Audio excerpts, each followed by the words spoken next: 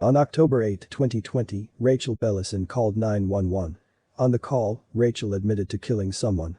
The dispatcher can be heard asking for an address. Rachel said she didn't have one and hung up. Now the question is, what happened?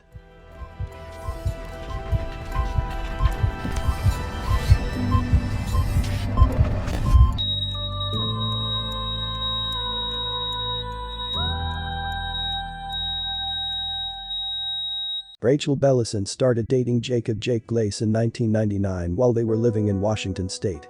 Rachel said she was 15 and Jacob was 22 or 23. They had sex and Rachel became pregnant shortly around her 16th birthday. They went on to have 2 sons together. Rachel said that Jacob had started to sexually abuse her just after the birth of their first son. He also became physically abusive while she was pregnant with their youngest son. Rachel said she wasn't herself and had attempted to commit suicide. She was trying to raise 2 kids but was constantly afraid. Rachel became isolated from her family but finally left Jacob after 5 years together. In 2004, Rachel moved to Montana. Jacob followed her 6 years later. Rachel said she allowed Jacob to see the kids when he wanted and would run into him at their kids' events. On October 8, 2020, Rachel called 911. On the call, Rachel admitted to killing someone. The dispatcher can be heard asking for an address. Rachel said she didn't have one and hung up. Around 6 p.m., Rachel and Jacob drove out to Orchard's fishing hole in Paradise, Montana. Jacob had claimed that something was wrong with one of their sons and wanted a private place to talk to her. Rachel had agreed because they hadn't had much contact in years. Rachel said that Jacob had tried to kiss her, but she pushed him off. At first, he laughed it off but became angry and said his life was falling apart. He then attempted to take off her pants and rape her. Rachel shot Jacob several times with a gun that she had in her car. Rachel's defense team took her case pro bono. Rachel was looking at life in prison if convicted on the charge of deliberate homicide. The prosecution was arguing that Rachel had planned to kill Jacob. The defense team needed to come up with a timeline of Rachel's events from the day of the shooting. Rachel's day had started at work. She started to receive text messages from Jacob. He claimed that something was wrong with their son and wanted to meet with her. Rachel had a new car and agreed that they could go for a drive to have a private meeting. Jacob had been staying at someone's house and felt that he couldn't have a private conversation there. Rachel said they arrived at the fishing hole, started talking, but Jacob was pacing around. Rachel said Jacob tried to kiss her, but she rejected him. Jacob tried to laugh it off but seemed to get angry and was telling her that his life was messed up.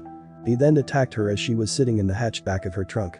Rachel said that Jacob was on top of her but she was able to get him off and run. Rachel said he caught up to her and grabbed her pants. There was a sound of the zipper of her jeans breaking but she was able to grab the gun in her car. Rachel then shot Jacob in self-defense. There were a few questions that both the prosecution and defense teams had. First, why did Rachel have a gun with her? The defense team said that Rachel liked to hike and had a gun with her in case she ran into a bear or other animals. But to the prosecution it was evidence that Rachel had planned to kill Jacob. The second question was why was Jacob shot in the back of the head? Rachel would later say that she had fired the first shot and closed her eyes until Jacob was in the dirt. Lance Jasper, the lead defense attorney, hired a former detective to review the case. He believed that the Sanders County Sheriff's Department dismissed Rachel's sexual assault investigation. Jasper went over his interviews with detectives Martin Spring and Brian Josephson. Martin Spring claimed that he found the shot to the back of Jacob's head odd and said it was an execution. Brian Josephson claimed to be a domestic assault and domestic violence case detective. He was asked why he changed his mind and didn't transport Rachel to First Step.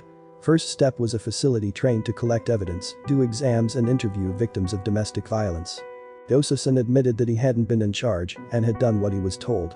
He also said that because there was no penetration during the assault, he didn't think Rachel needed to be transported there. He also claimed that Rachel's claims were alleged. The defense said it all came down to Josephson not believing Rachel. The defense team hired a team of experts to help them recreate what had happened on October 8, 2020.